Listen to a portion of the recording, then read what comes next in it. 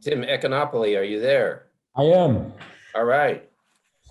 All right. With that, I will open up the meeting and welcome everybody to the Town of Rhinebeck Zoning Board of Appeals meeting for March 17th, 2021. And before I get into the meeting proper, I need to read an opening statement because of the virtual aspect of the meeting. And it goes as follows. I have confirmed with the ZBA Council that tonight's meeting has been convened in accordance with the Governor's Executive Order 202.1, which suspends certain provisions of the Open Meetings Law to allow a municipal board to convene a meeting via video conferencing, and the Governor's Executive Order 202.96, which extends such suspension until March 28th, I believe it is, of 2021. As such, there is no in-person meeting for the ZBA, and this meeting is being conducted via Zoom via video conferencing. In accordance with these executive orders, the public has been provided with the ability to view tonight's public meeting via Zoom or to watch a live stream of the meeting on the town's webpage.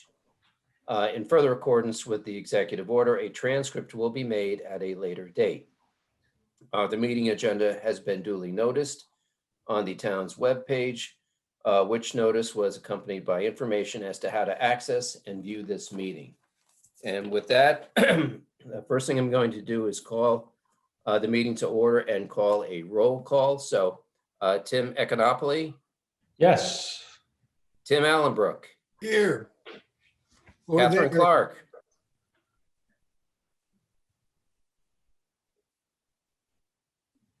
Catherine, you're muted. You're muted, Catherine.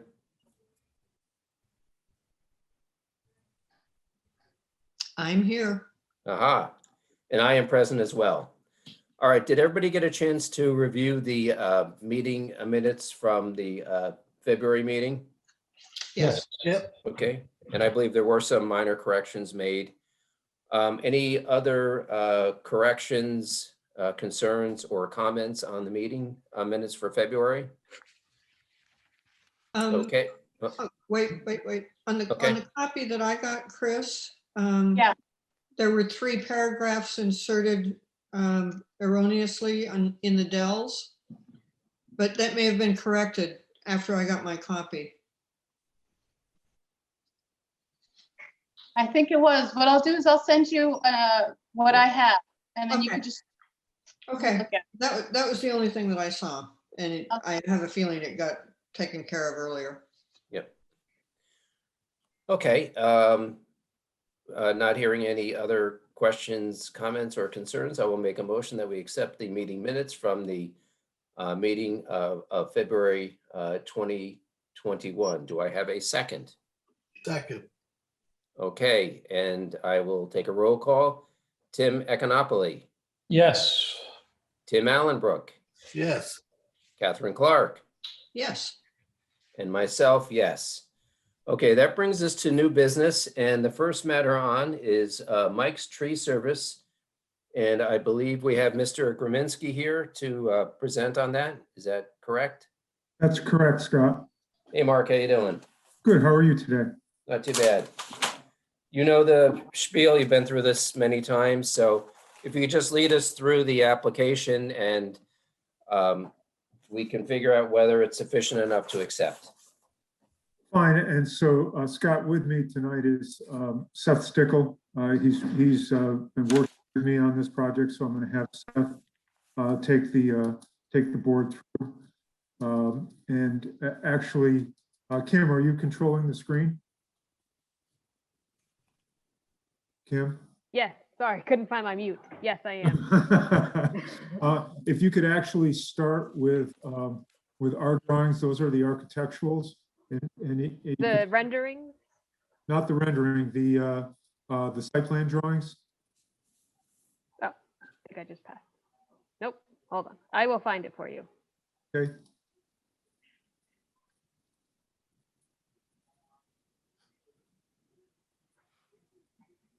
Actually, right there, if you go back to that, it's sheet 2 of our, yeah, keep going back.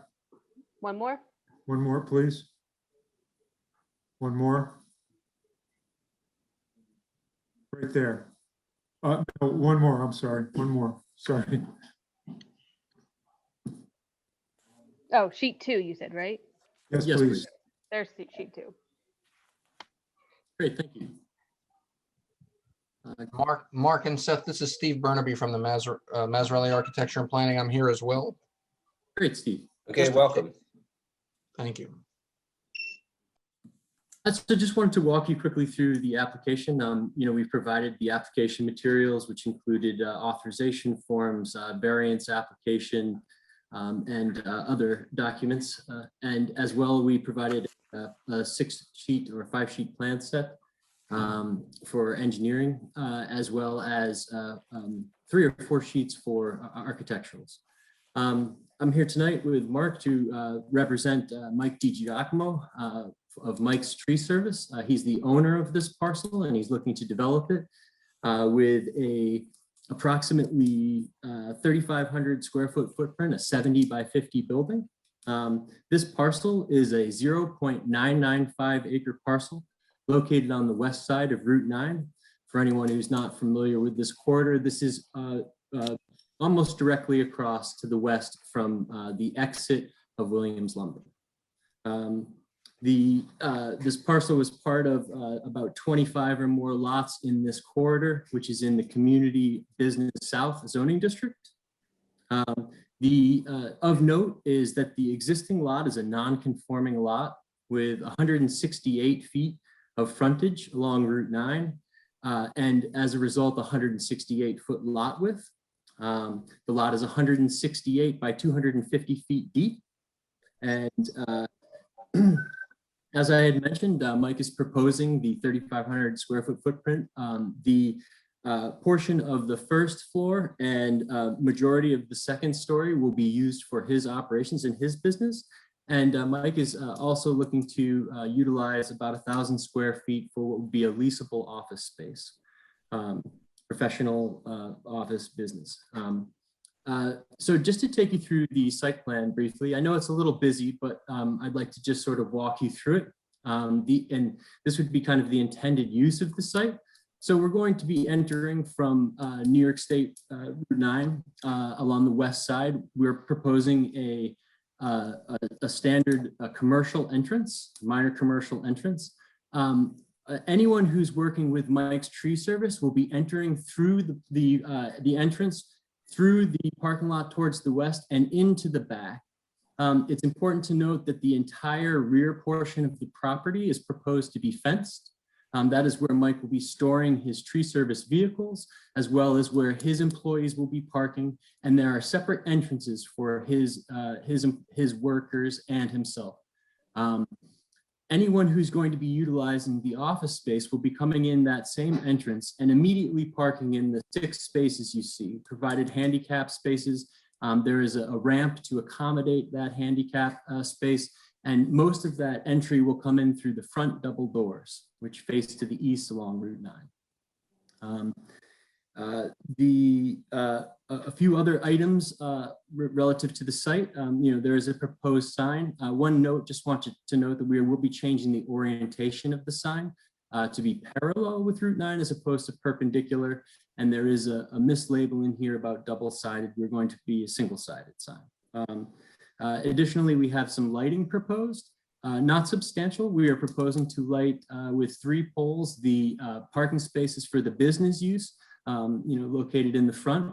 And then in the rear of the building, we will have just some wall pack units to light the back space, and then overhead door lights. That's the extent of the lighting.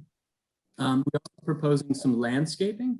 The intention of the landscaping plan is to provide what would be some screening of both the fence on the north and south sides of the building, as well as provide some additional landscaping along the parking area for the business.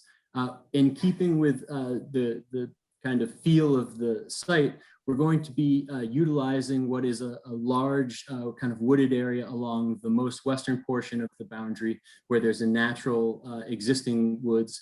And then on the southern boundary of the site, there is a pretty good wood line as well. The intention is to fence and then keep what is remaining there.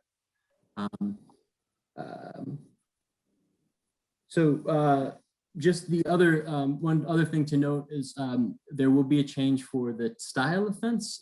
There's a note on here that references the fence with some treatment on the top of it that we're going to eliminate in favor of a wood fence with 6 foot with dog eared, just to be a little bit more in keeping with the neighborhood. What brings us here today relative to this project would be the request for a variance from the front yard setback. The existing setback in this zone is 60 feet. And the intention is to try to match what would be the adjacent properties. So that's for us, it immediately is Mavis Tire. We're proposing a 45.3 foot setback for the front. And there is a little bump out of the porch, and that would be to that portion of the building. I think that, would like to maybe, unless Mark has anything to add. Yeah, just for the board. So we've already made application to the town planning board. The planning board has accepted this application, and we're scheduled to open up a public hearing next month with the planning board.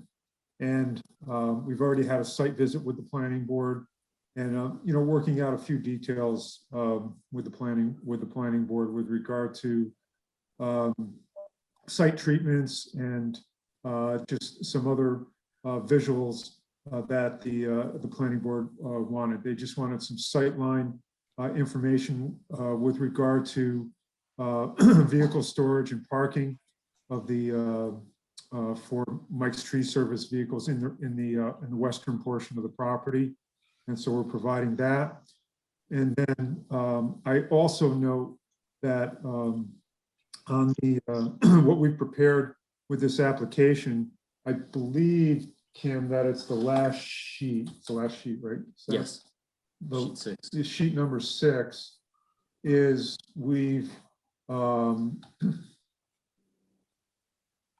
provided a visual for, this is specifically, well, it was for the planning board and also for the zoning board of appeals, a graphic, a representation of the existing buildings along this corridor.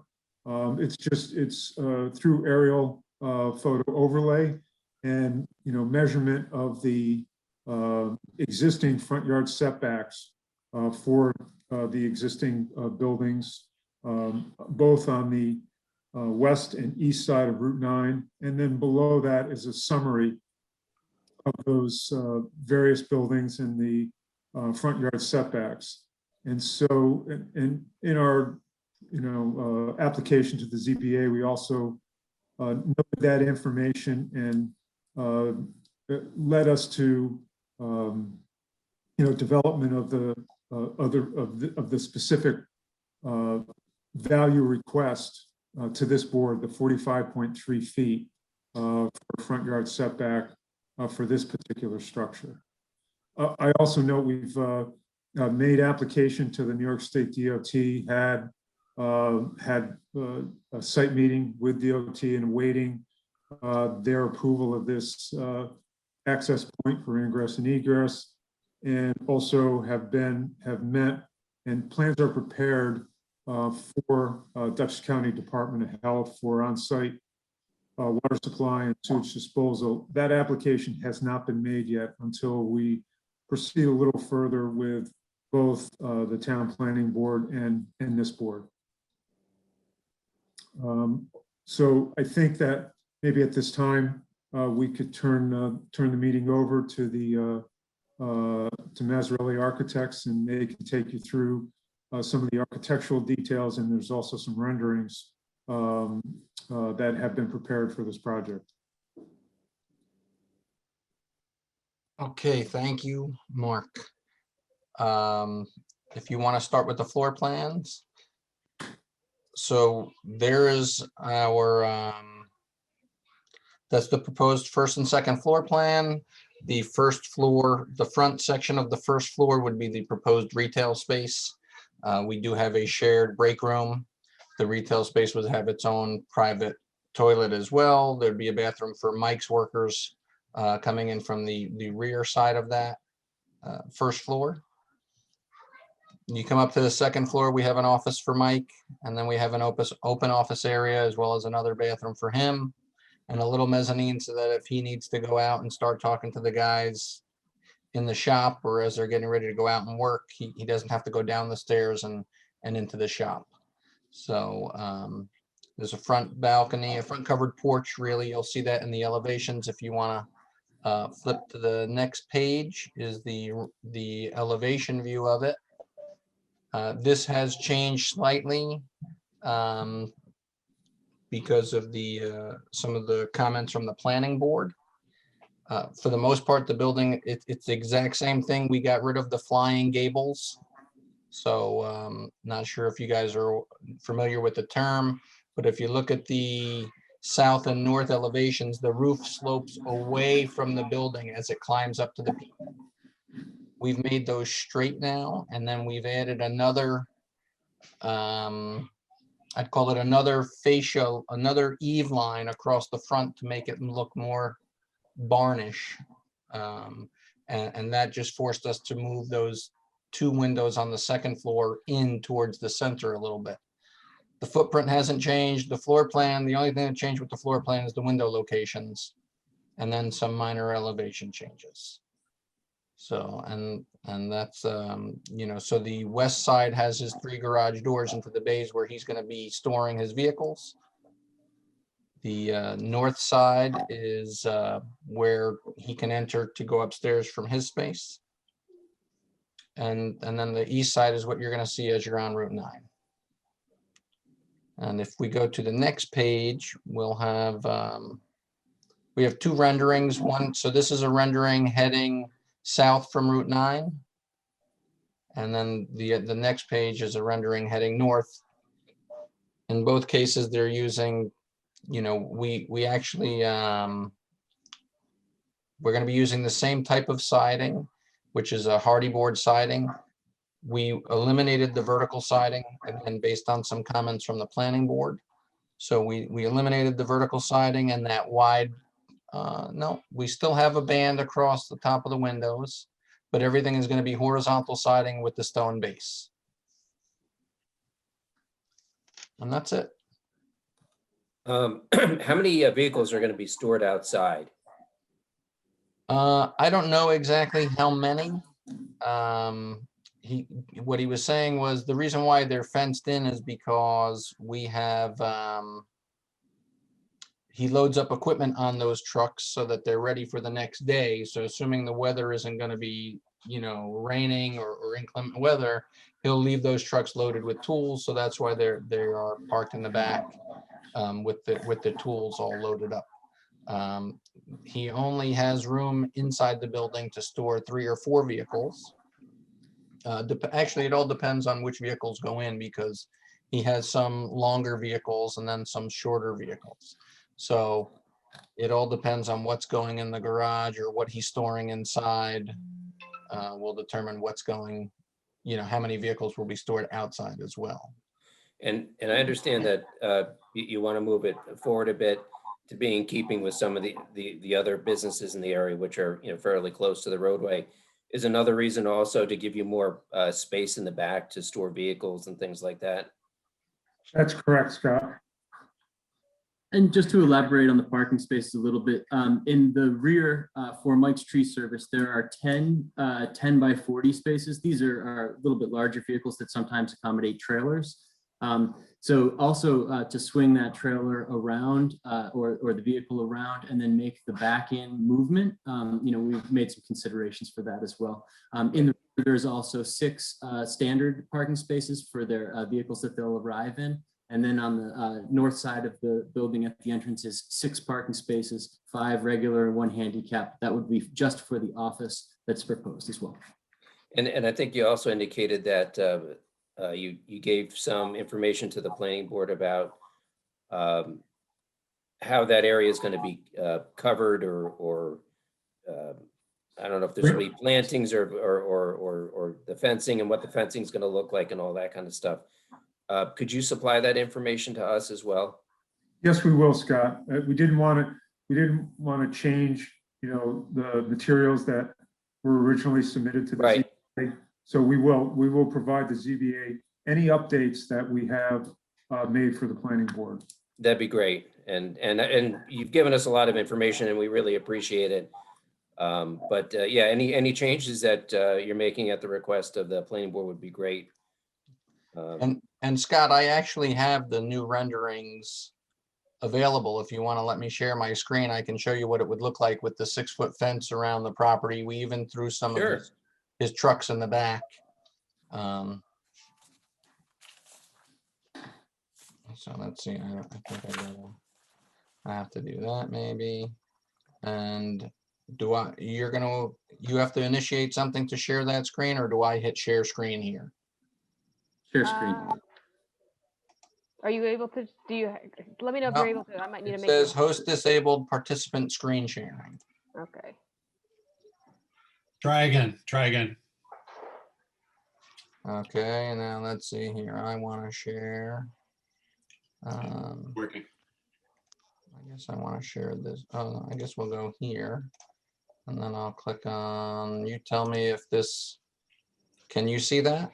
See the No, we only see your file list. You need to open the image first and then click the share button in Zoom. Perfect. Let's try that again. Let's go here. Open the image first, then hit share. And then you'll see the image in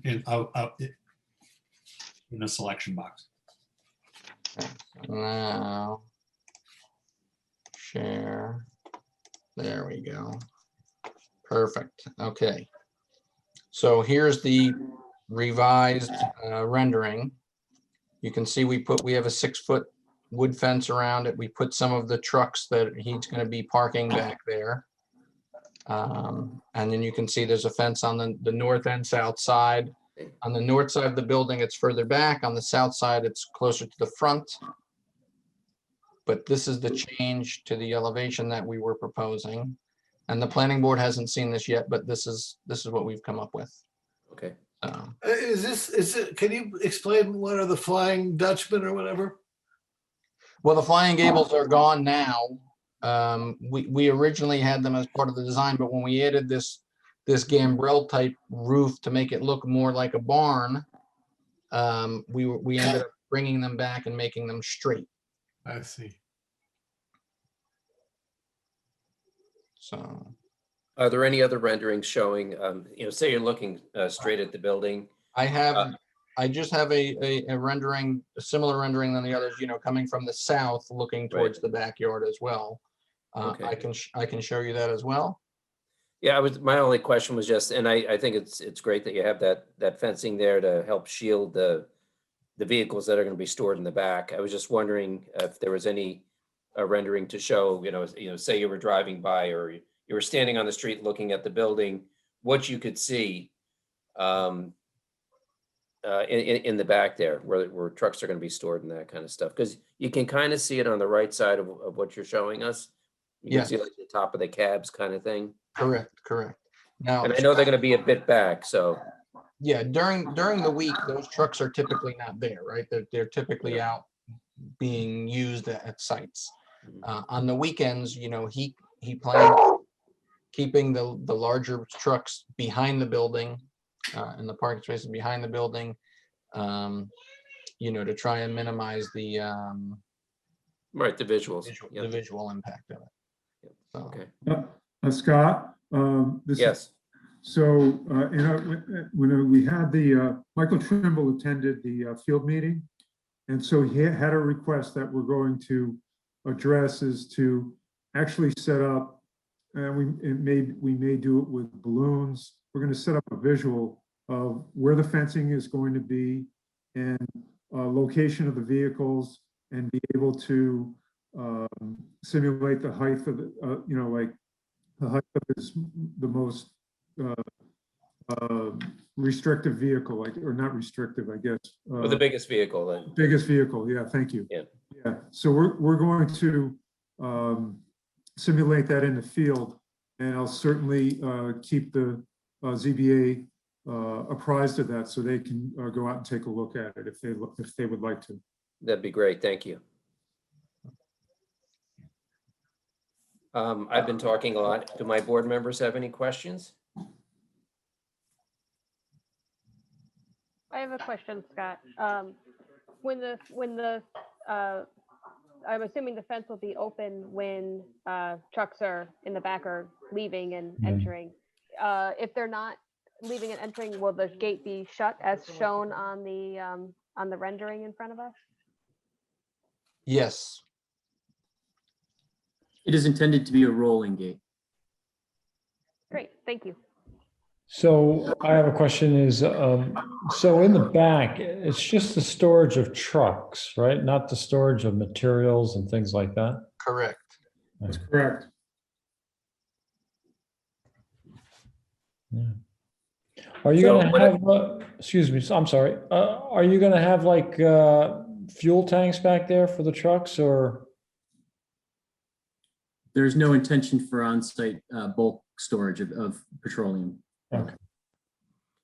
And materials, to the extent there are any, I don't know the industry, that they be kept inside the building, presumably, Yeah, Yeah. in the Bay Area. I don't know of any materials to be stored on site other than the trucks, and his, Okay. and his equipment. There, Scott, there's no servicing of the vehicles there, just maybe some, minor repairs, lights, things like that. But it's mainly storage. It's not service. Vehicles will be serviced off-site. Okay. Similar for the forestry products, there is no production of, let's say, firewood or anything like that here on Right. site. Storage of logs or anything like that, no.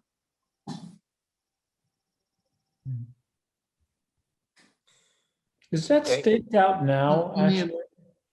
Yeah, there is. It is. We staked out, there's 4 stakes, Okay, I saw them, yeah. yeah, with orange flagging, Yep.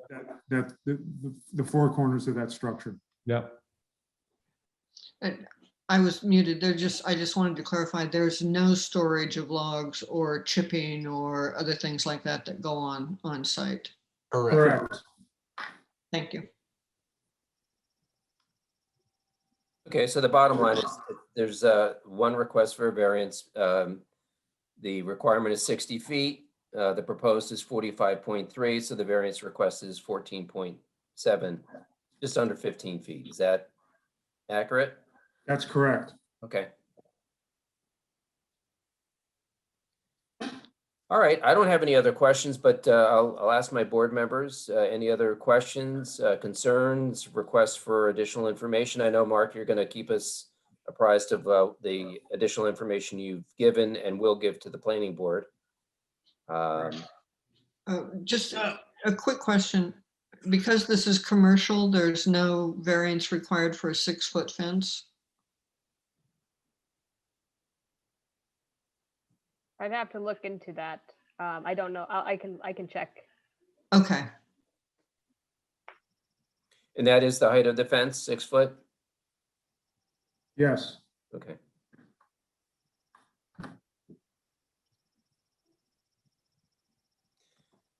All right, Well, may I just ask a question? sure, absolutely. I'm a little troubled, but I don't know quite how to say it. Why, but there's something about that Swiss chalet look of it comes with the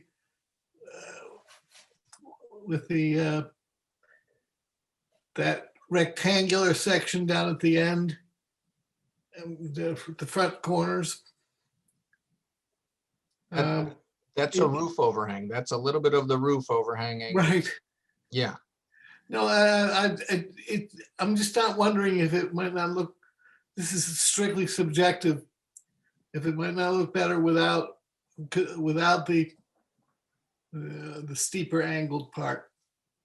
I agree with you, Tim. I mean, it's, You can go back yeah. to the other, before the planning board. yes. Yeah, same here.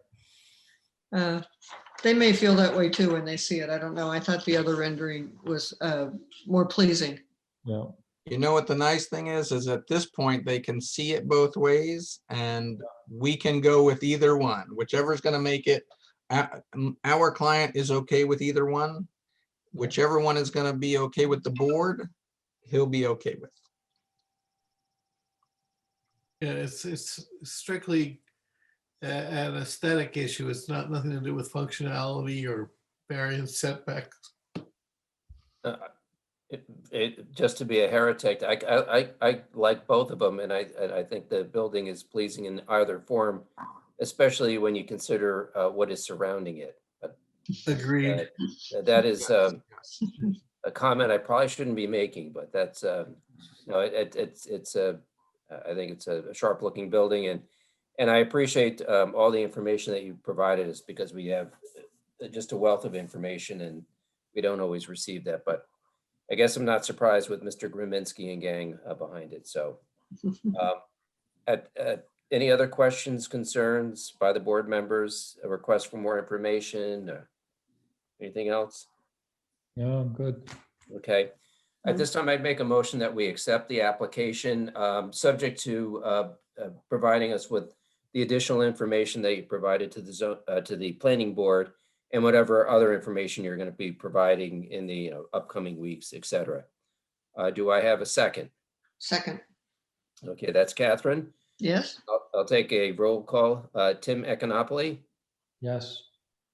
Tim Allenbrook, Yes. Catherine Clark, Yes. and myself, yes. And I believe, if I recall correctly, our next meeting is April 21st. Is that correct, Chris? Yes. Okay.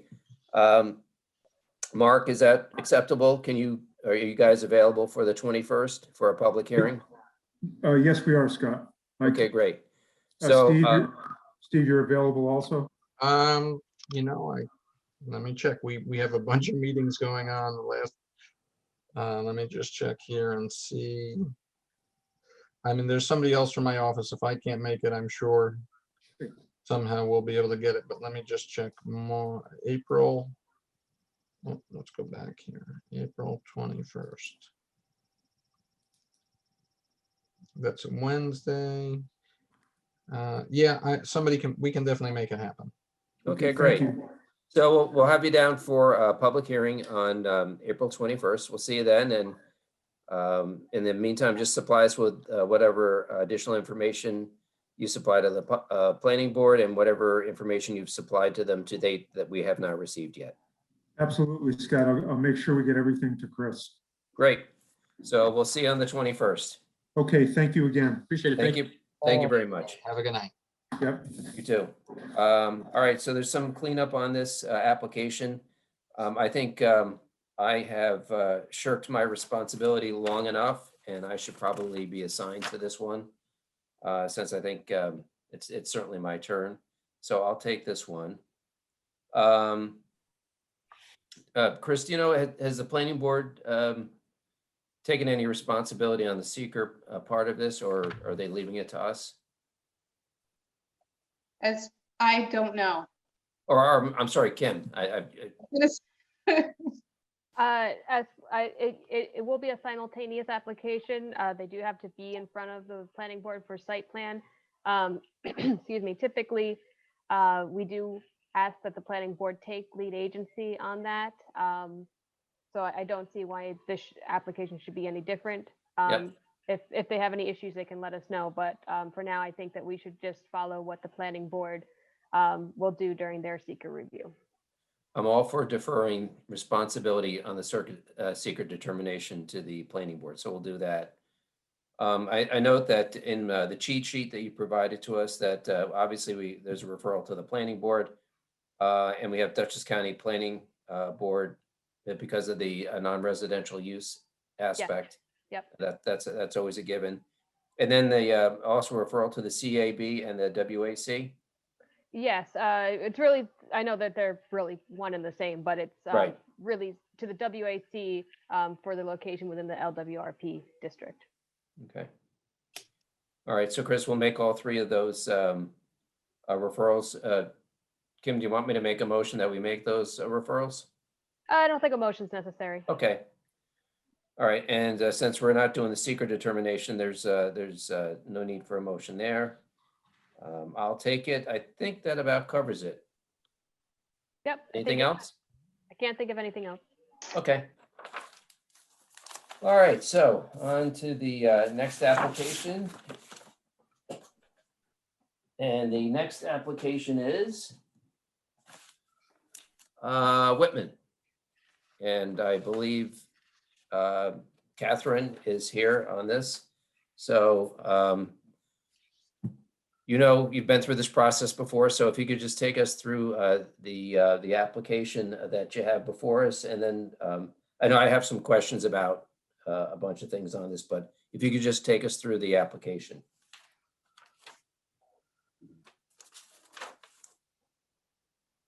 Oh, that's that house. Was that house? Yeah, was that house.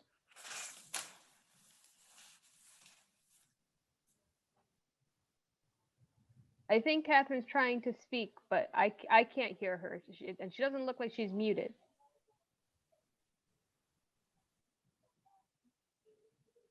Fred, is there any way you can assist here, or? I think that she's on the phone as well, but her phone is muted. Catherine, can you hear us? We can't hear you. You can hear. She's Yeah, muted. She's on the muted part- she's on the phone and in video. The video doesn't have audio, so she's on the phone. Okay, And she just sent a chat saying she called the number on the email. And she can hear us, so she can hear us on that phone call. There I go. There you go. I got there it. you go. Okay. Okay.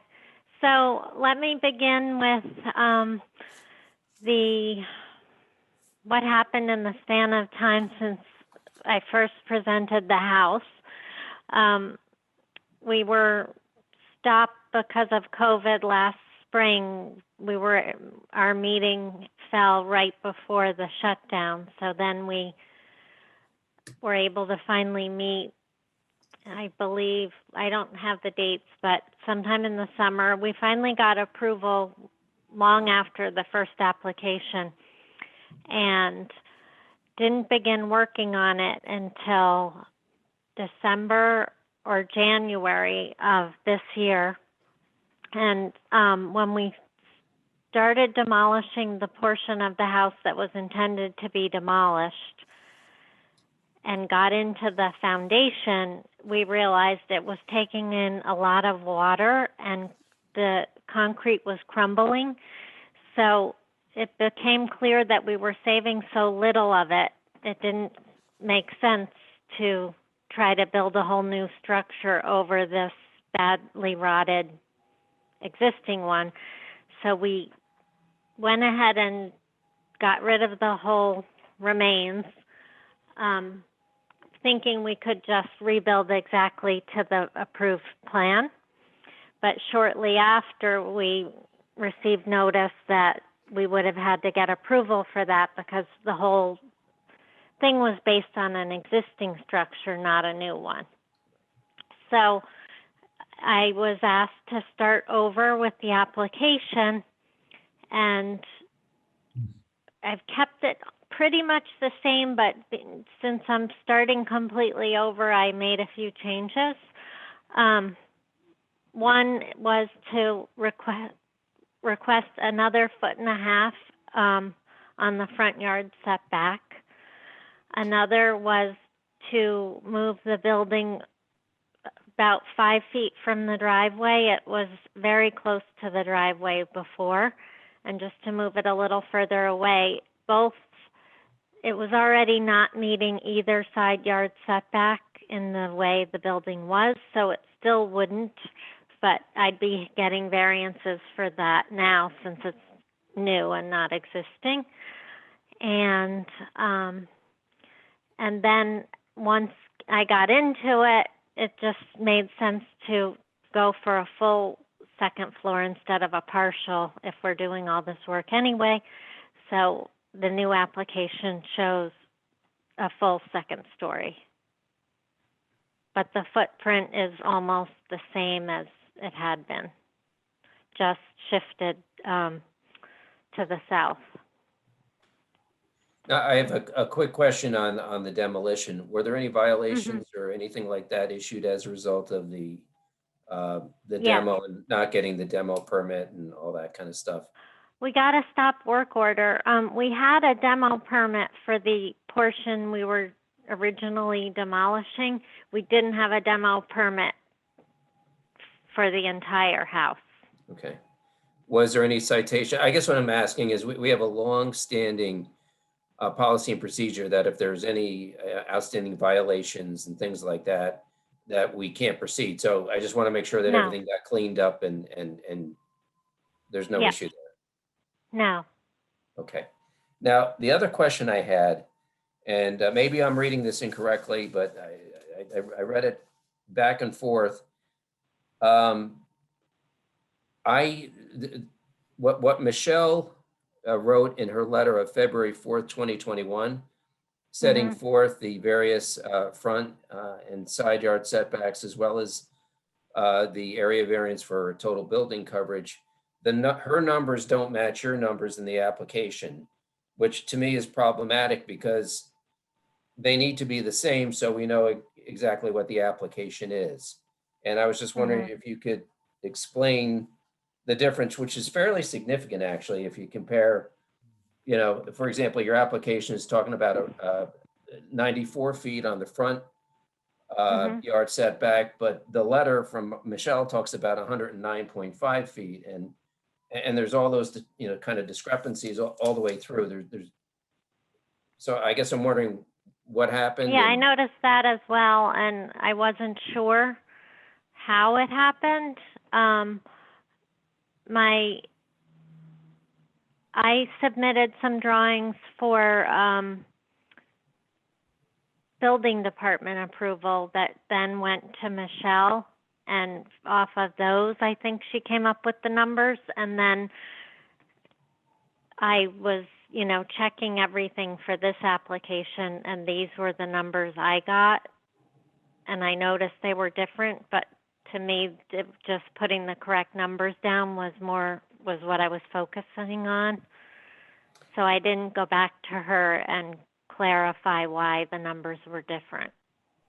Okay, I guess I just don't know how, and I think Kim or maybe Chris has tried to talk to Michelle about the discrepancy, and I don't know that's occurred. Maybe Kim, you can comment on that. But for my purposes, in order to accept the application, we have to have firm numbers so we know what we're dealing with here.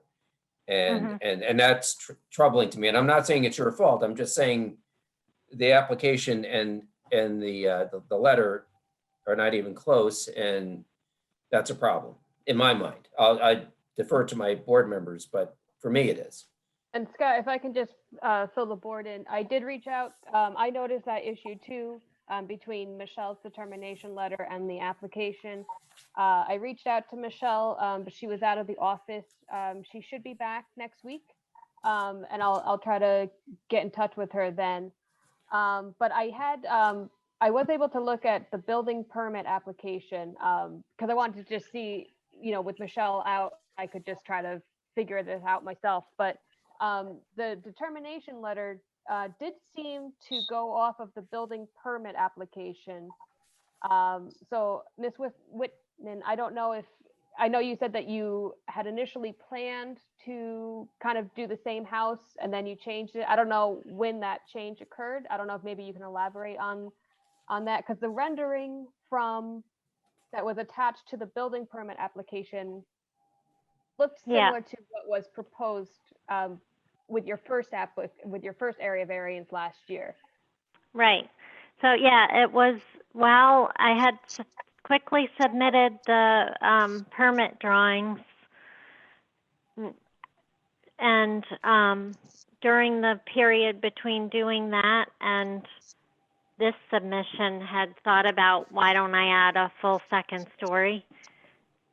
So this is a more evolved thing than the building permit application, which I was told is just a formality to get me in front of the ZBA anyway.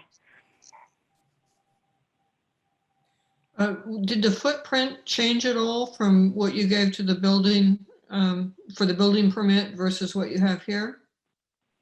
No, I think there may have been errors on my written portion that went with the building permit that were reflected in Michelle's letter, Hmm. and then they're corrected here.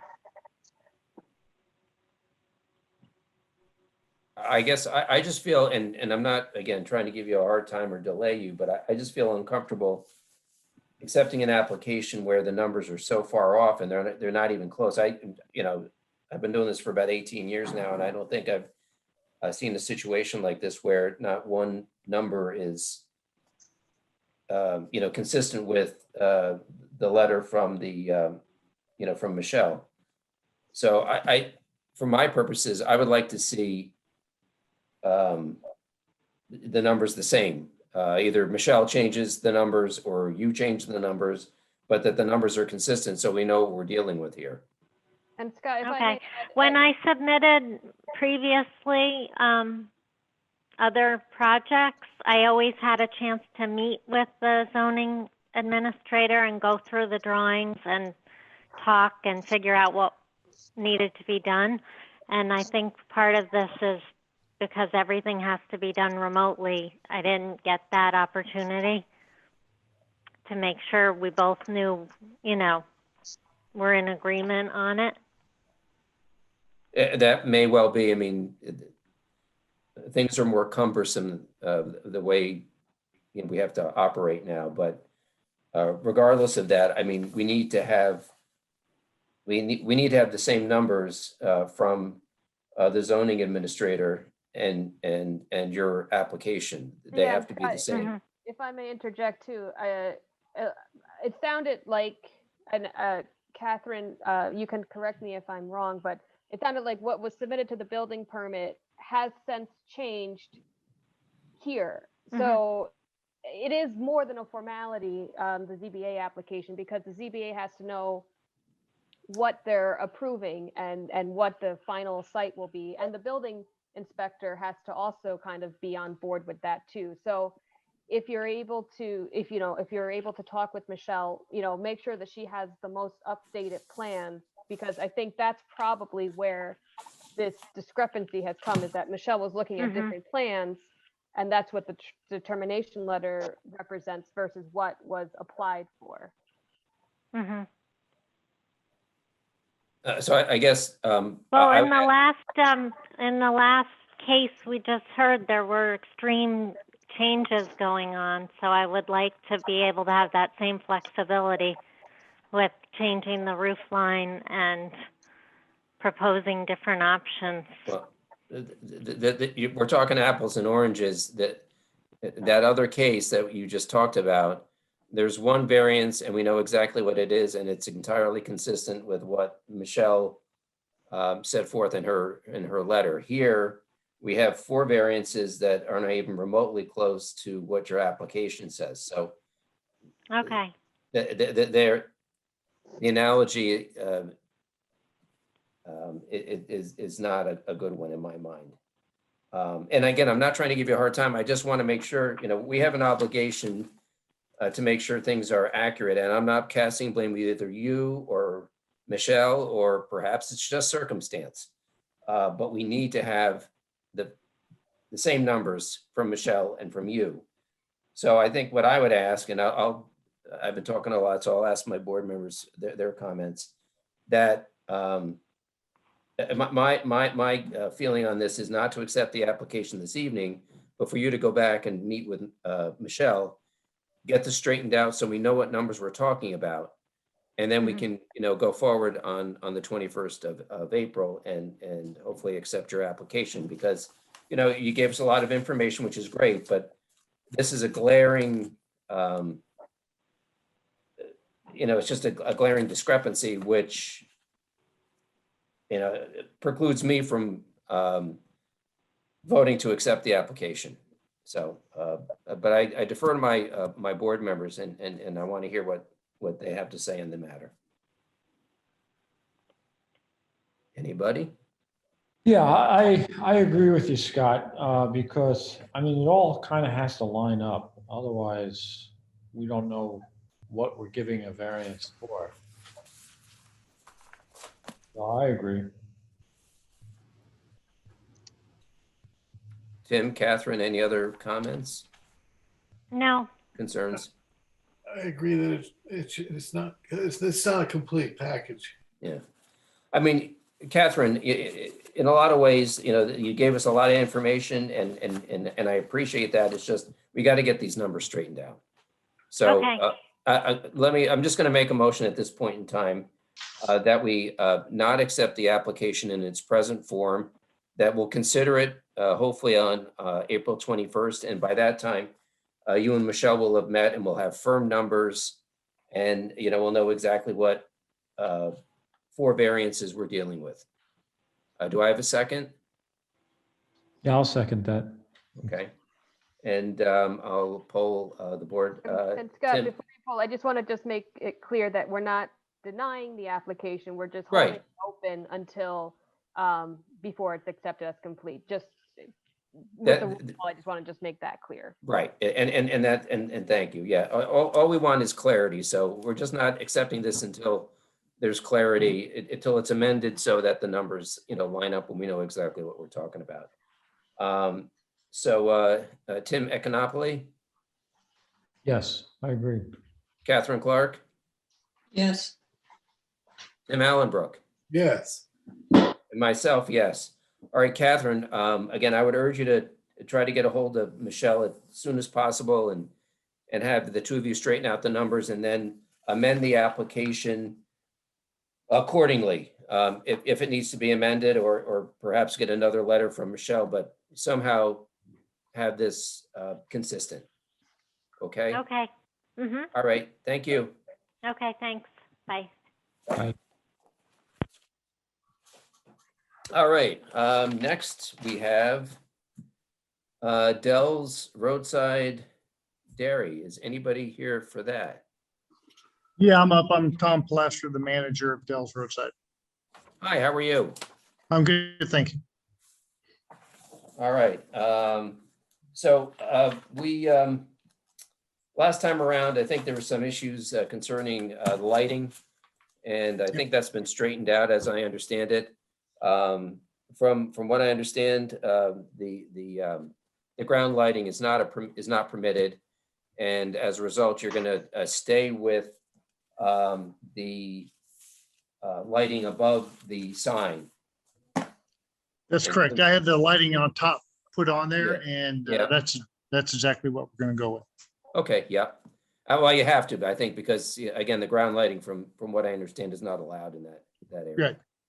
Right. Okay, so we know exactly what you want to do there.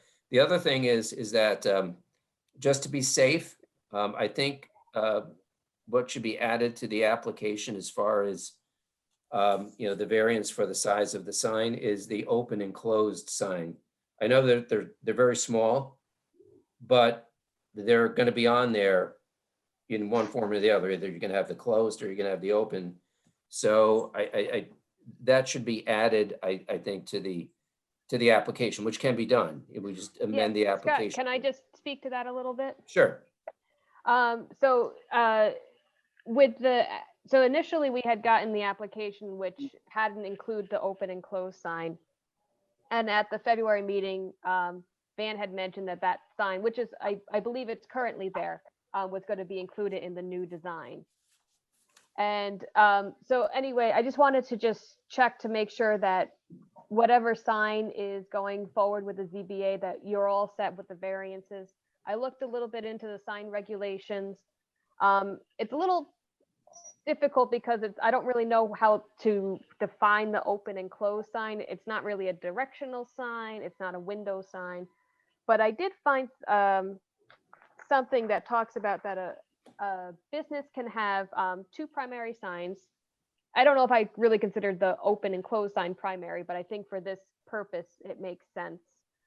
And basically the max size for the total can't exceed 30 square feet. And the design just with the Dell's Roadside is 64 square feet on both sides. So I think that if we just add another, let's see, I had the calculations.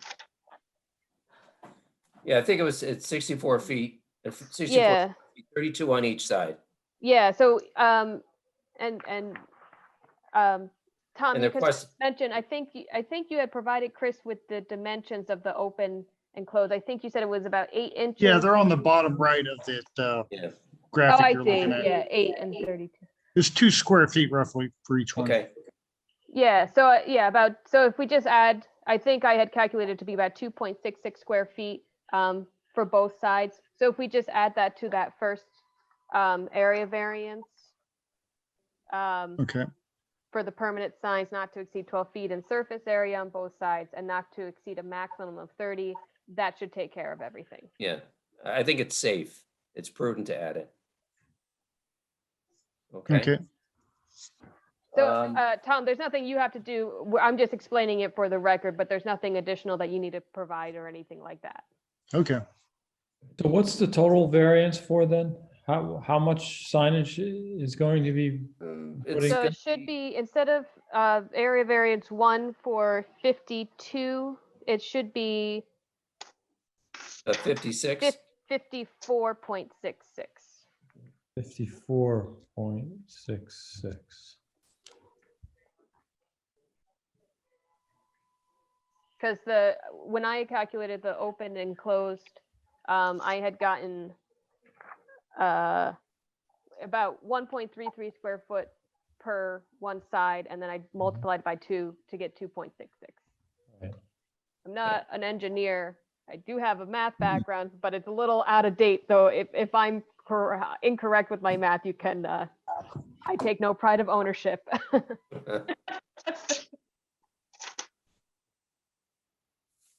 Okay, and so with that amendment, which we'll make, just adding a little bit to the variance requested on 1 as far as the allowed square footage.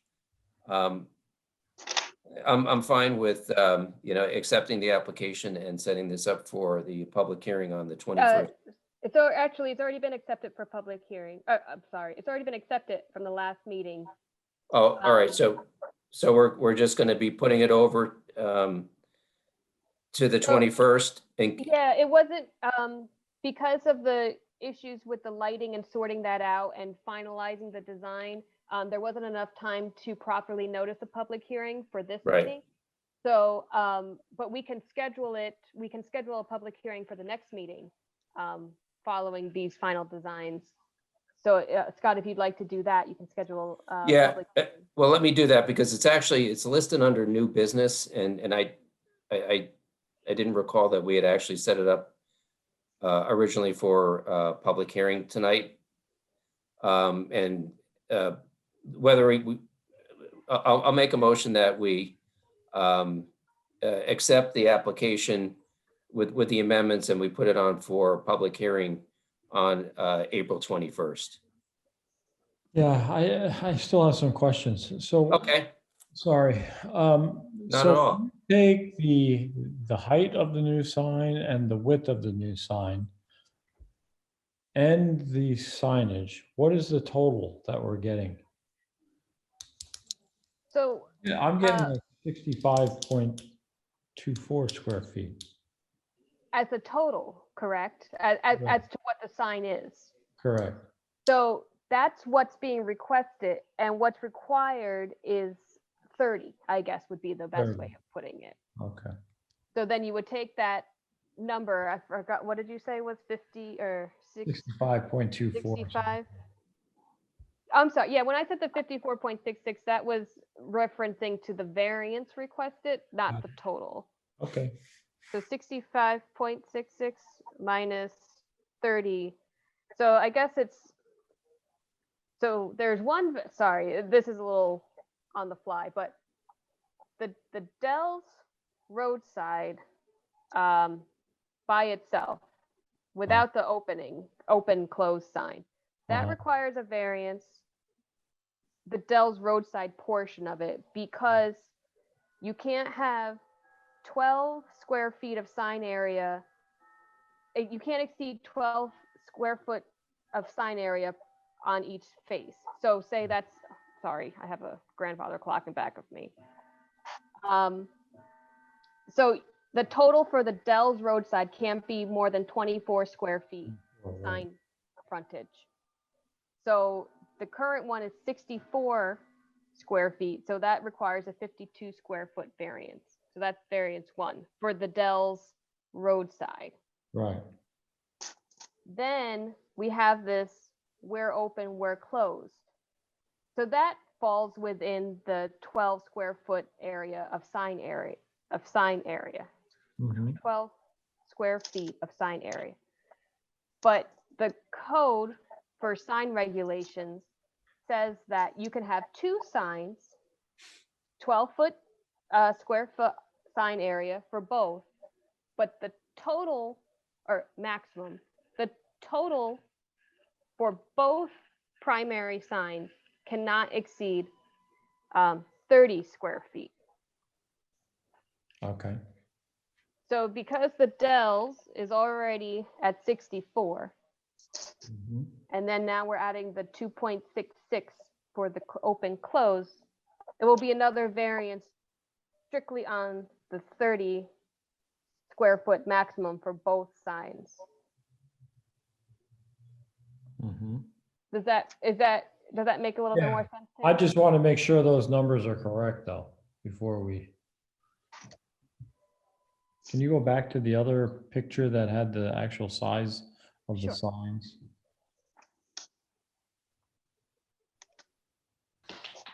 Oh, it's 56. Divided by 12 equals. Might be a little, I see it says 8 inches and 32. I had done 24. That was the email number I had gotten. Right. It might be a little bit. 4 divided by 12 equals 7 plus.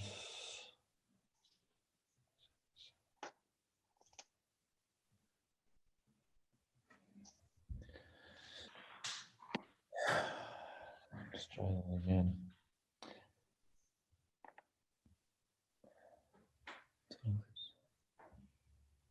So that's 56 times.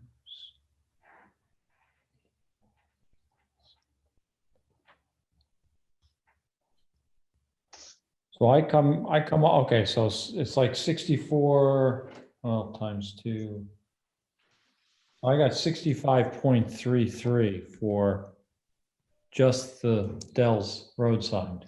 Is that what everyone else got, or? Well, the requested is 64 square feet, so it's 32 square feet per side. Yeah, I That's know. without the open and closed. But if you multiply the width times the height and divide by 144, I'm coming up with 65.3. 84 times 56 equals, divided by 144 equals. Times 2 equals, yeah, that's what I'm coming up with.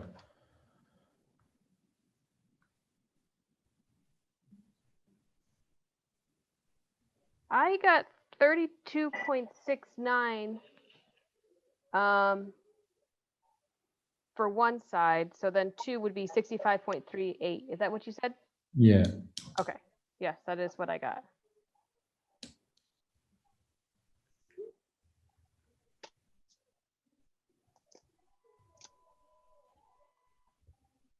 So I guess for variance 1, that changes it from having a 52 square foot to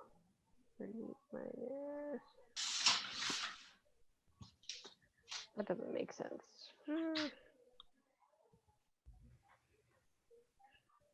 I guess it shouldn't be required to, it should be 24 would be that. So 65.38 minus.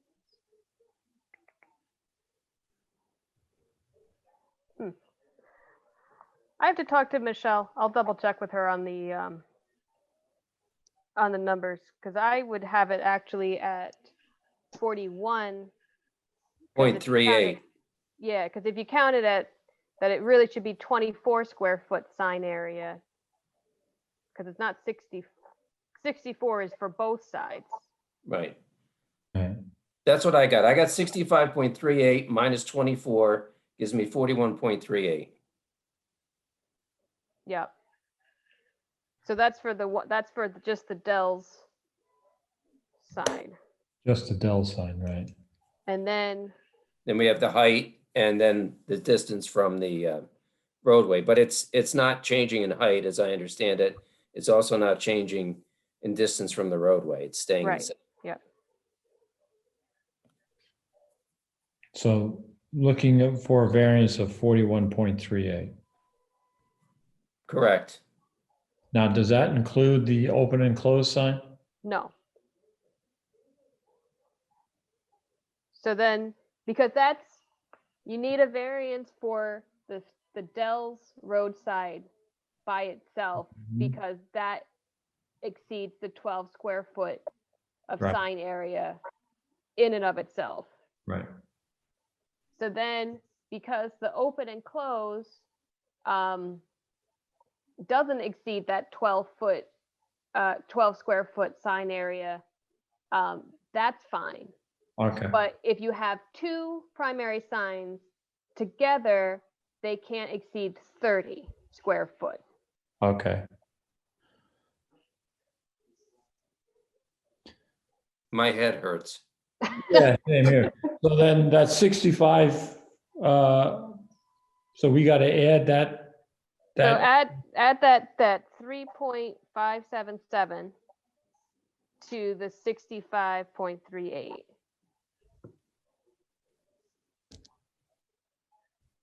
And I get 68.957. Mhm. And so if it says that it can't be more than 30 square foot in total. You're going to subtract 30 from that. Now, this is something I need to check with Michelle, because this has been a topic, because with the 12 foot, when they talk about like the 12 foot in surface area, she's Uh-huh. made the determination that that's per side. So I'm wondering if the 30 square foot in total is in total for both sides, or 30 on 30. All right, so then, but if it is for total, then he's looking for a 38.955 variance. Right. Okay. All right. And then if it's 30 per side, it would be an 8.957 variance. Got it. Okay, just wanted to make Right. sure. Well, you'll figure out, in talking with Michelle, Yeah. the amendment to paragraph or to variance number 1. And that'll be what'll be before the public on the 21st of April. Yeah, and we'll make sure to get that all squared away before the public hearing notice goes out. Okay, now, Last thing, I'm we sorry. haven't gotten a DOT letter yet, right? For this? No, I haven't received anything. Okay, so we have to get one. I thought I saw that somewhere. I don't think do we need DOT? I know we need a Dutchess County Planning Board. right, Oh, maybe. I don't that- know, I don't think there would be, I don't see why DOT would. yeah, I don't think we because need it's not a DOT. curb cut. Okay, I thought that's what it, you're probably right. Yeah, for example, we didn't need it for the Art of Building, and which was a very similar thing right down the street. But we do need Dutchess County Planning Board. Oh, this is a recommendation.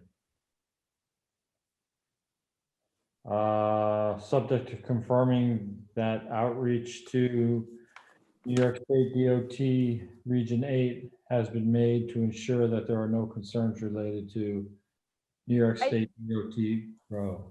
I think that's actually going to be done by the zoning department, the ZEO, because that referral from the planning board is actually back to Michelle. It's not based on our variance.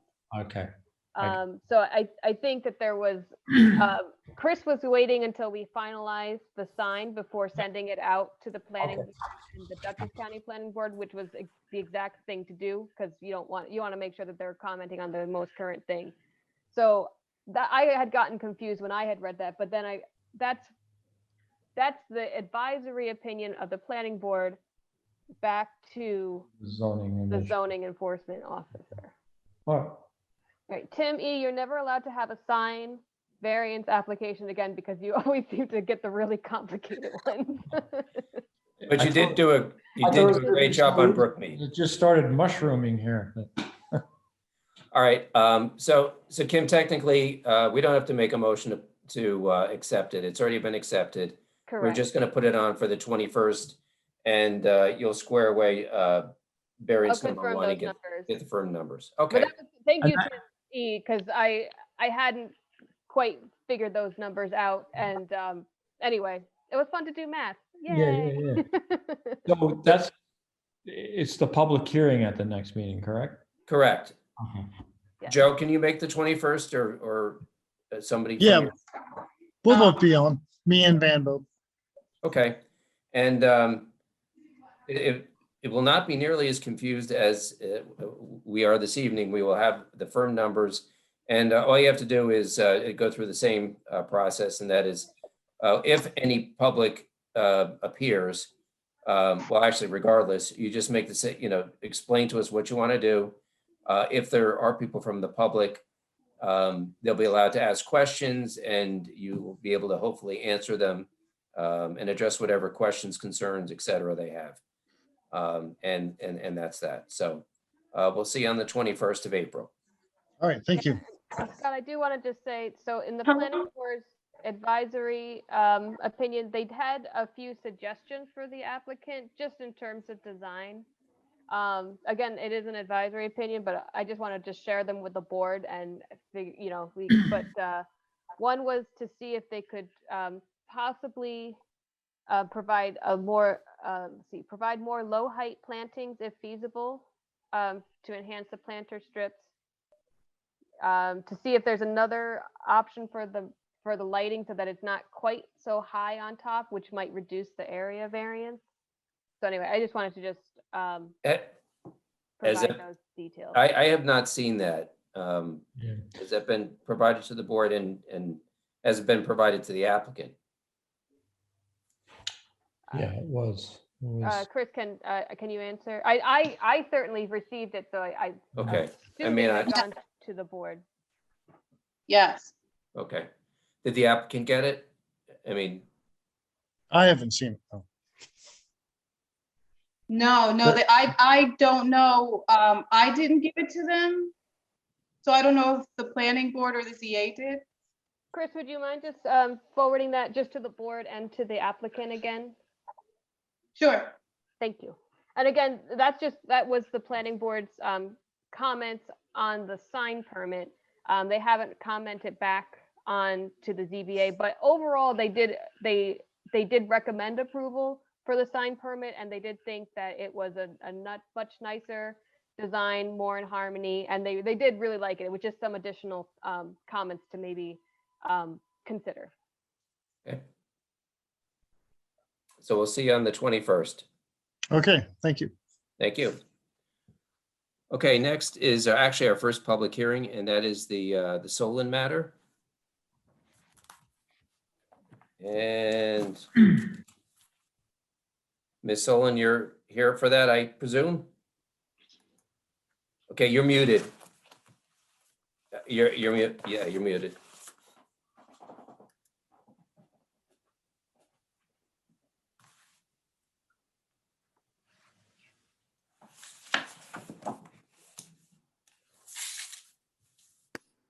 Is that better? That's better. Oh, thank you. Okay. Is there anybody here from the public on this particular application? Okay, it doesn't appear that there is anybody, but if you could just go through your application again, and I know you supplied us, thank you, with some additional information on the fencing and that kind of stuff. So if you could just go through the application. Sure.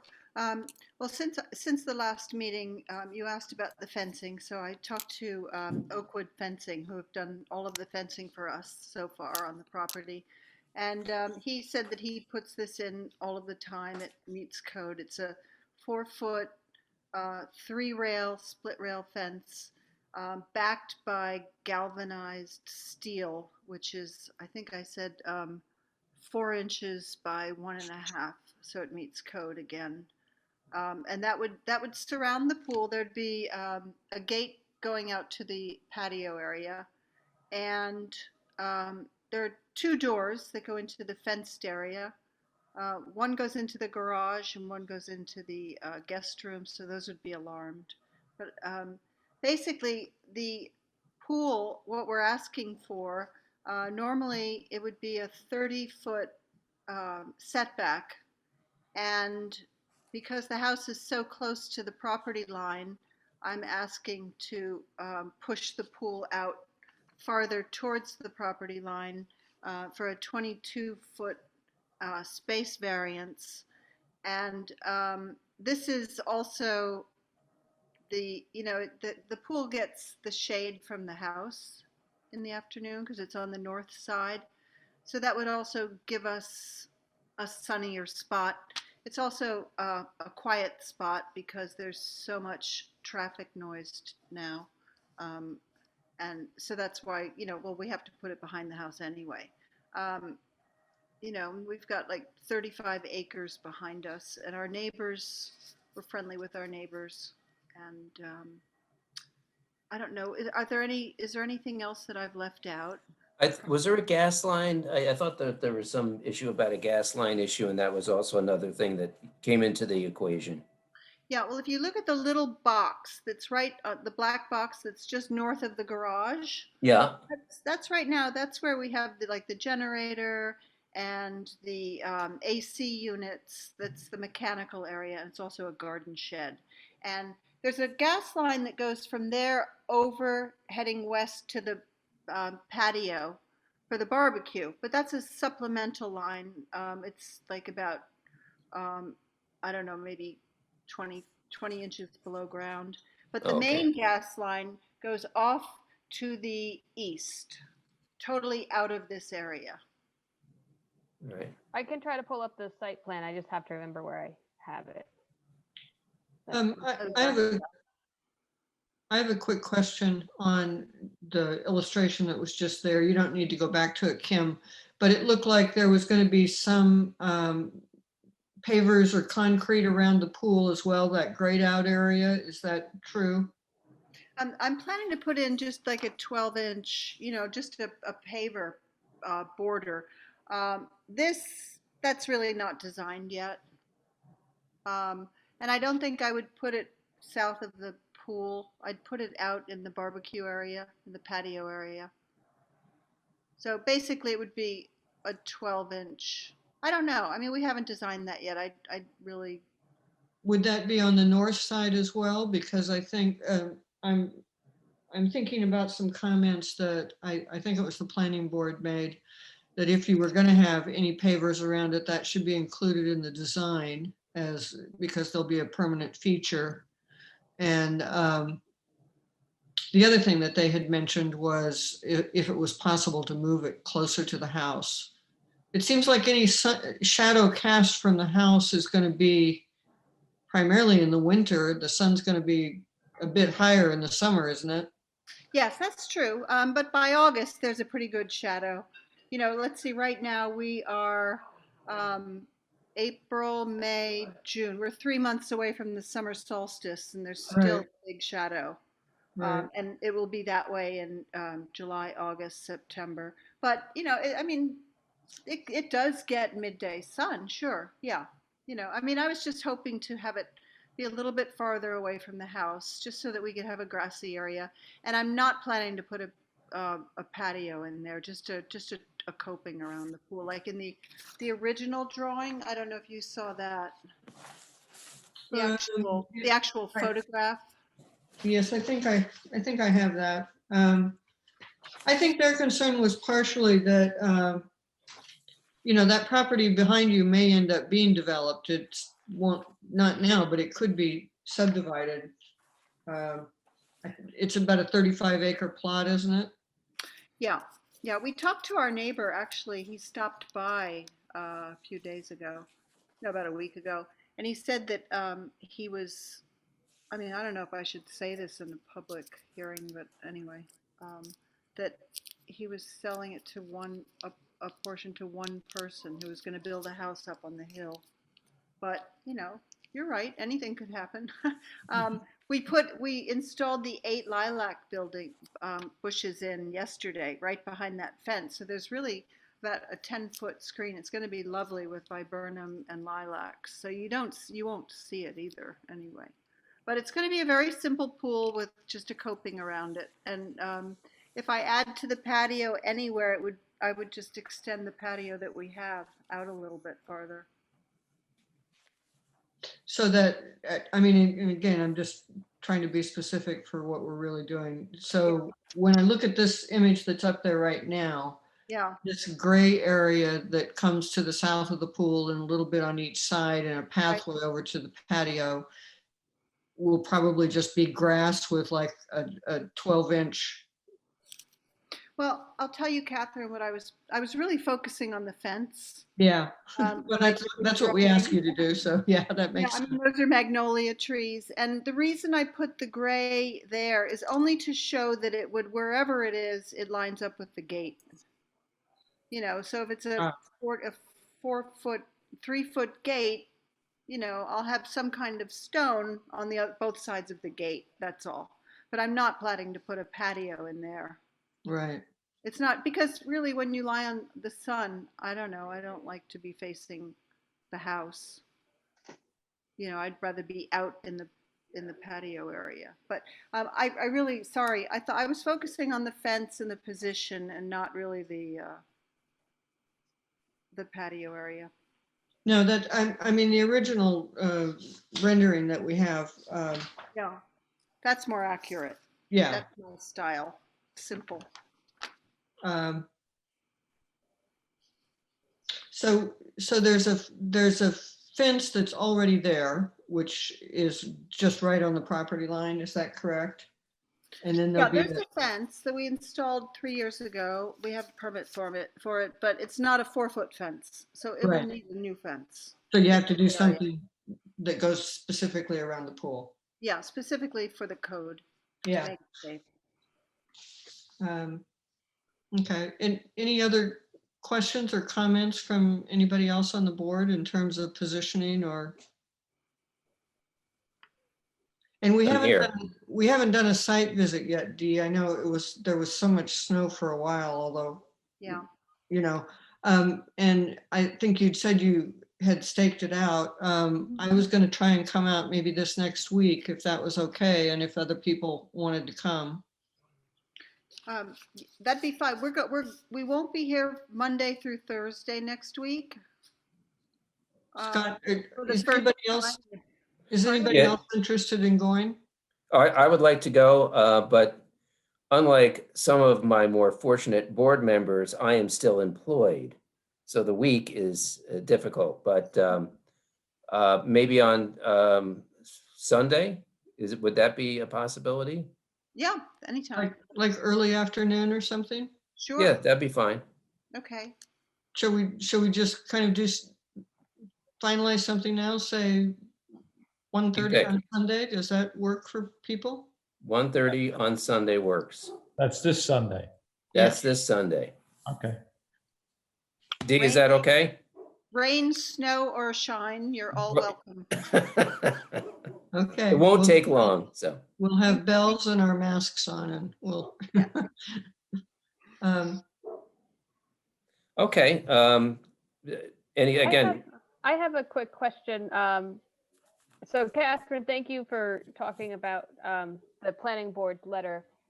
One of the other things that the planning board had asked was if there was any mechanical, I kind of remembered like pool pumps or anything, but I know you had mentioned, Dee, that there was like that black area where you already have air conditioning. Is that where you're going to be having the pool stuff as well? Yes, that's where I'm planning to put it. Okay, So the planning board just wanted to make sure that if there was going to be other mechanicals, like whether that needed to be screened or anything, but I'm assuming you said it's like a garden shed, so it's already shielded and screened? Yeah, I've got a black 8-foot fence around it, and it's got a platform. Okay. Yeah, the other thing they had asked, I forgot that, Kim, was about if the pool needs to be drained, where it would drain out to and how that will be set up. Yeah, I spoke to Jess Conklin about that, and he said that there's no backwash, because of the filtration system, that won't happen. That's not. I guess they don't wash it out. What is it, a salt water pool? No, fresh water. No, I mean, they use, what is it? Those Chlorine. ones that use salt to make the chlorine inside. Let me see what he says.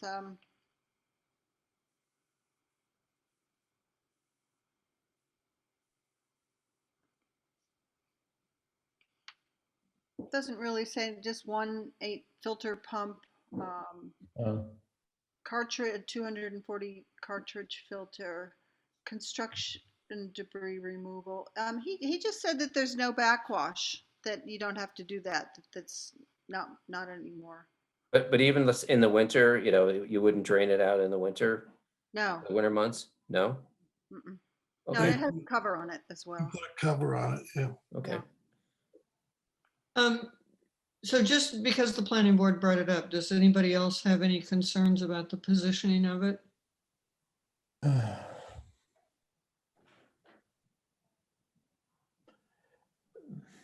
think it's just very close to the property line, 3 feet.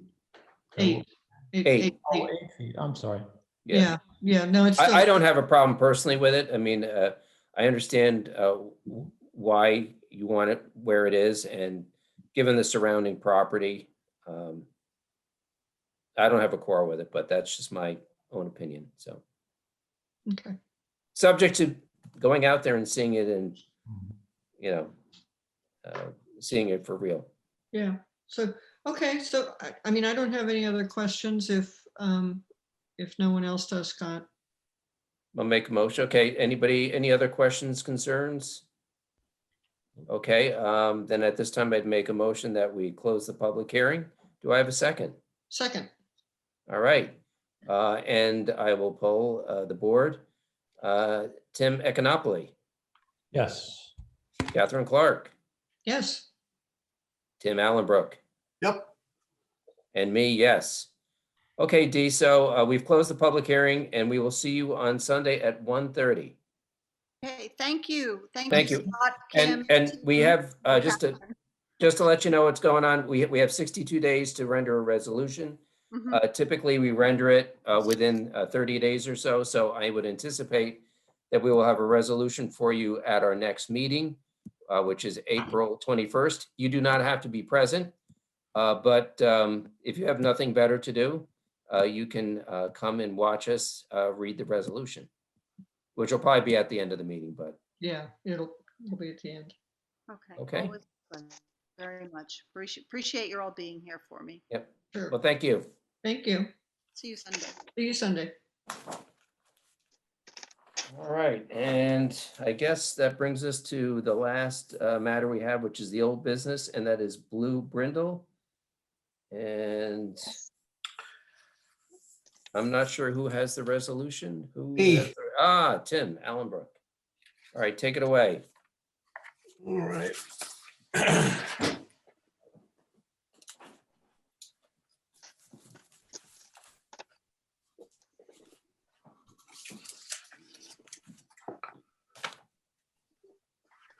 I got a bit more light. Hold on. Okay. Town. Resolution of the Town of Rhinebeck Zoning Board of Appeals in the matter of the area variance application of Blue Brindle LLC, known as Dyer and Jessica McCabe. ZBA case number 1007.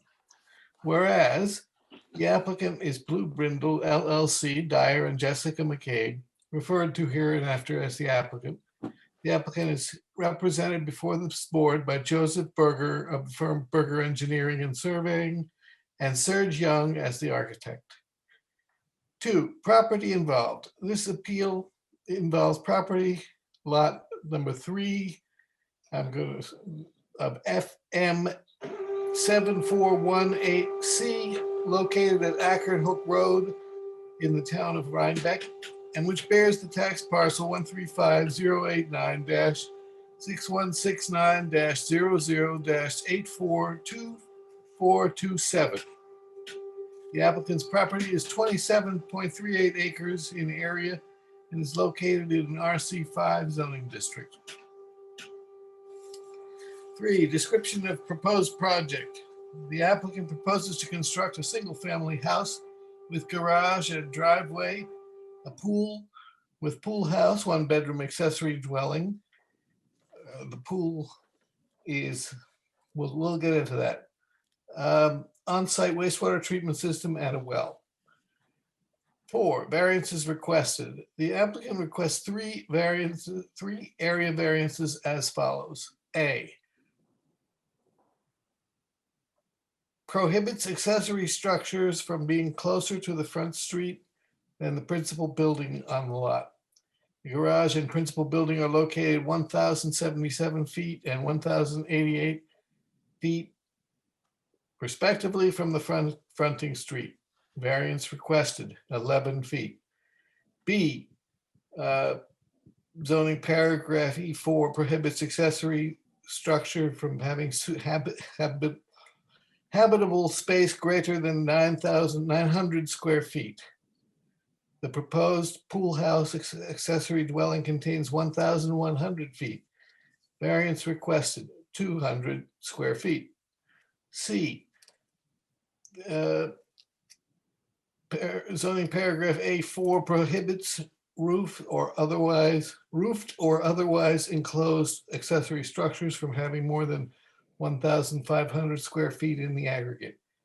The proposed pool house accessory dwelling contains 2,082 square feet. Variance requested 582 square feet. Timeliness of appeal, 2, Roman numeral 2, ZBA review. 5, timeliness of appeal. The applicant first filed an appeal with this board on December 22nd, 2020, and has paid the requisite fees. The appeal was filed within 60 days of the date of the CEO's decision. Appealed from dated December 29. There's a little hiccup there. Chris, if you can make a note of that. Subsequently, the CEO issued a secondary determination on January 11th, 2021, finding the need for additional variances. The applicant submitted supplemental information on January 14th, 2021, in response to the January 11th, 2021 determination. Thus, the application is timely as required by paragraph 125B of the Town of Rhinebeck zoning law. This application was deemed complete and accepted by the board on January 20th, 2021. Secret. This application was submitted simultaneously before the town planning board, and we have designated the planning board as lead agency under the State Environmental Quality Review Act, SECRA. On September 1st, 2021, the planning board classified this action as a type 2 action. The ZBA accepts the planning board's classification and no further environmental review is required pursuant to SECRA. 7, referrals and responses. The application was referred to Town of Rhinebeck Planning Board and Town of Rhinebeck Conservation Advisory Board on January 20th, 2021. The CAB responded on February 9th, 2021, stating that with corrected wetlands mapping, the proposed project is not expected to have significant impact on said wetlands. The CAB also cautioned that the applicant should be encouraged to minimize project disturbance and loss of wildlife habitat due to its location within a significant biodiversity area parentheses SBA, open parentheses. Loss of core forest due to its location within the core forest, disturbance of New York protected areas and NYPAD, and known important areas for migratory fish.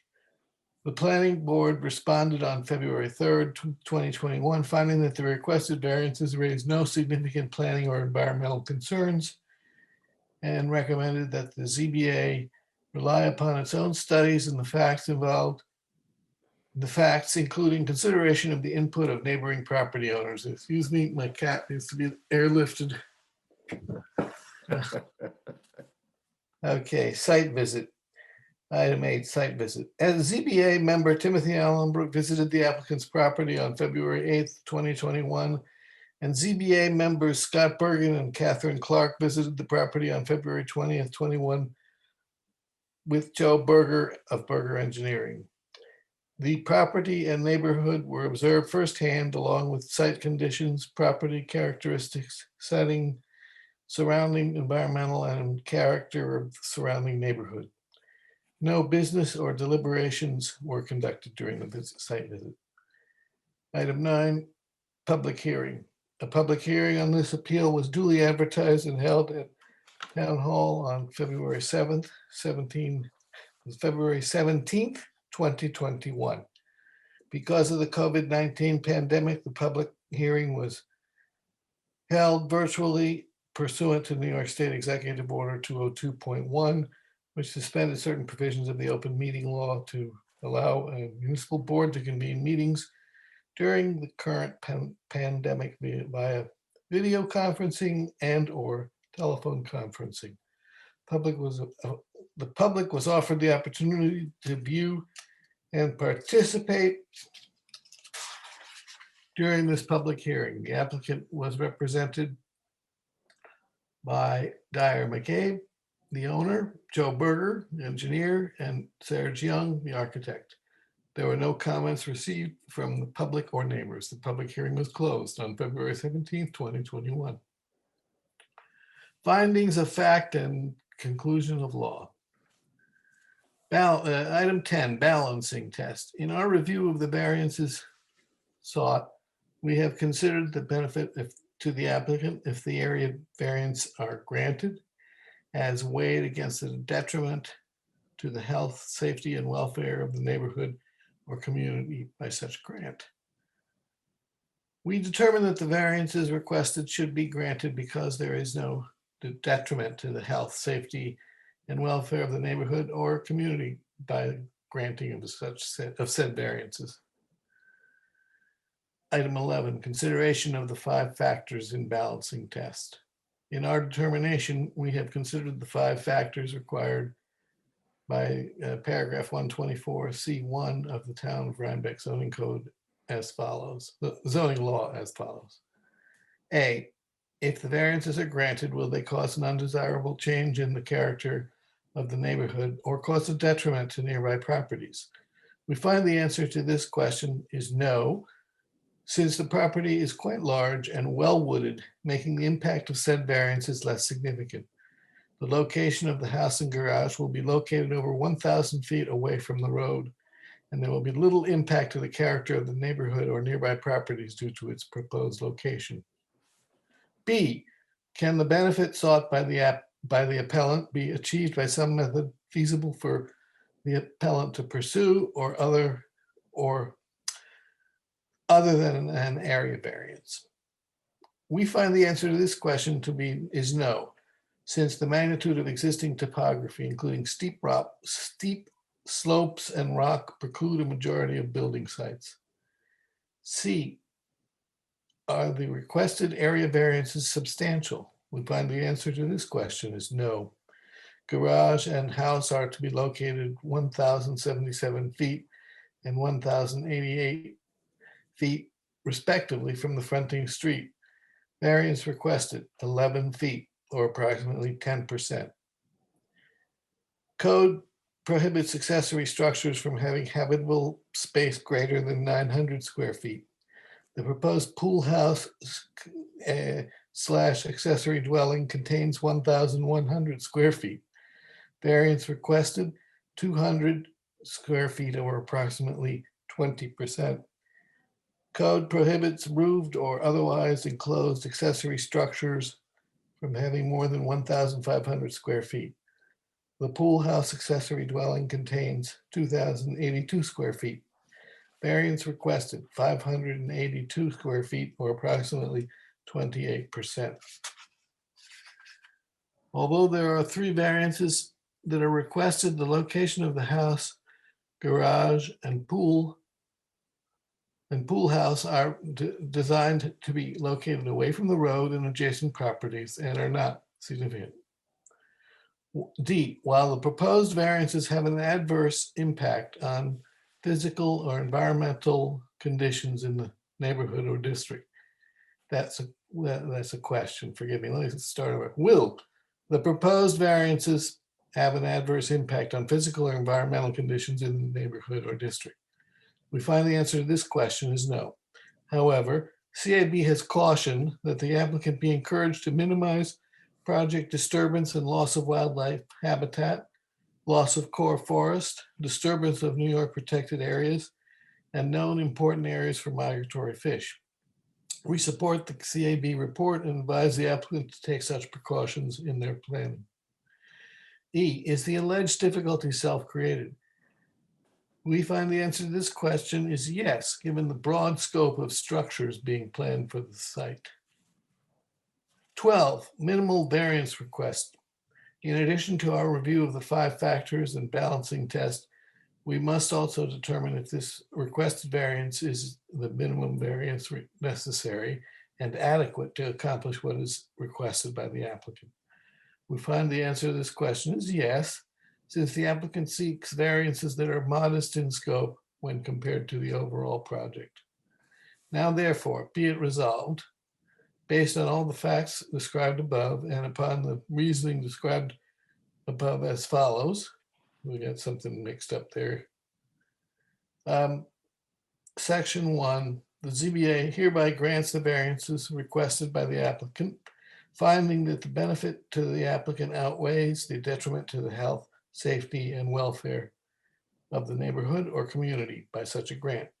The applicant proposes to construct a single-family house with garage and driveway, a pool with pool house, on-site wastewater treatment system, and well. The proposed location is located over 1,000 feet from the nearest road and away from adjacent property owners. The granting of these variances does not absolve the, I have moved on to section 2. The granting of these variances does not absolve the applicant from having to secure any other required permits and or approvals, including site plan approval from the planning board. The proposed structures must be constructed in conformity with the application and plan submitted.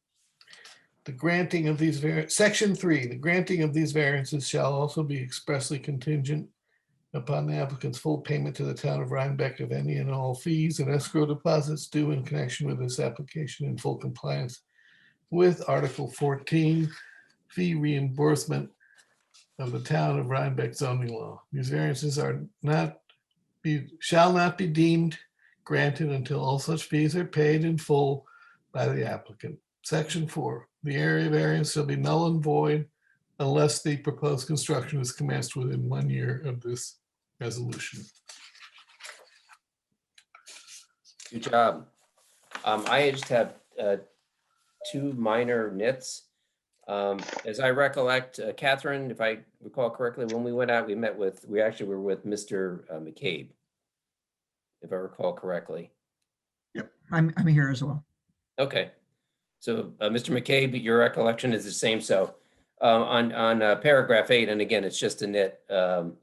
We weren't out there with Mr. Berger. We went out there with Mr. McCabe. My mistake, sorry. Nope, you weren't there. So no big deal. And I am also not a math major, but as far as the garage and the house, I think that's 1%, not 10%. The 11-foot difference between the. Yeah, I actually was a math major, despite what you might think after the Dells fiasco. But I did a quick math on that. I was just going to ask Tim that as well. I do believe it is 1%. I think Tim Well, E that's- is a little bit better with math than I am, so Tim E can confirm that. All right, I'll double check it. Mr. Chairman, my name's Michelle Zerfus of Berger Engineering. I do believe Joe Berger may have been out there with one of the zoning board members back when it was really deep snow. Well, Yes. yeah, Tim, yeah. So he was out there with Tim, and Catherine and I were out there when there was really deep snow as well. With Mr. Okay. T. So we got a good workout that day. Yeah, Yes, I knew there were two different times with two different Right. people. So those are the only two minor things I saw, but what paragraph, the numbers are referenced in a couple of places. What paragraph were you looking at? And I'll double check the other areas. It was 11C, and it's the paragraph talking about the garage and the house are to be located. You talk about, and I thought this was a nice analysis, 1,077 feet and 1,088 feet, representing basically the garage is only 11 feet closer, and it's 1%. Okay. But I thought that was a nice analysis, actually. Way to do it. It's funny because when I was writing up that part of it, I stopped and thought and reread it. I was quite sure I had it right and said I got it dead wrong. Well, we'll see. Just misplaced the decimal, that's all. That's all, yeah. Decimal. The cat misplaced the decimal.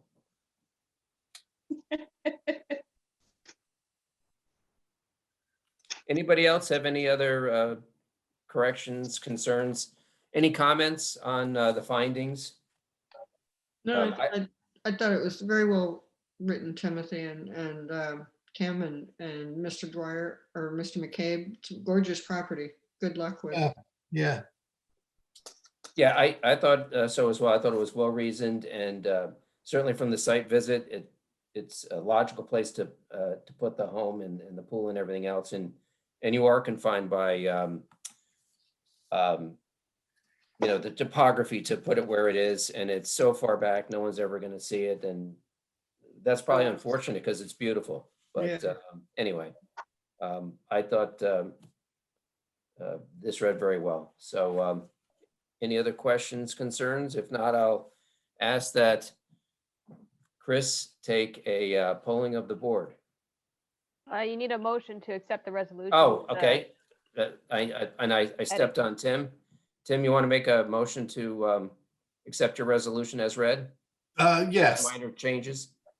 I'll take your words for it.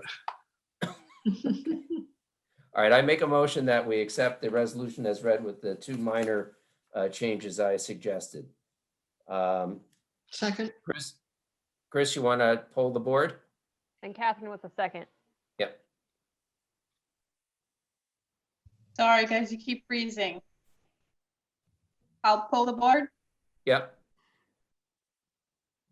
All right, Scott Bergen, Yes. Catherine Clark, Yes. Tim Econopoli, Yes. Tim Allenbrook. Yes. Okay, great. All right, well, I think that ends the festivities for the evening, unless, does anybody have anything else? There's nothing else on the agenda.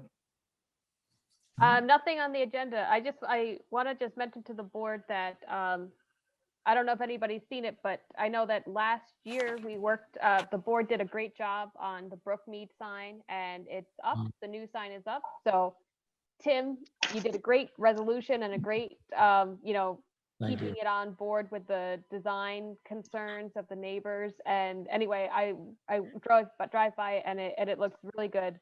So the board did a great job. Tim did a nice job on the resolution for that. Thank you. Yeah, kudos to Tim. Tim, you spearheaded that, so. Thank So Was it? the Dells is appropriate. Yeah.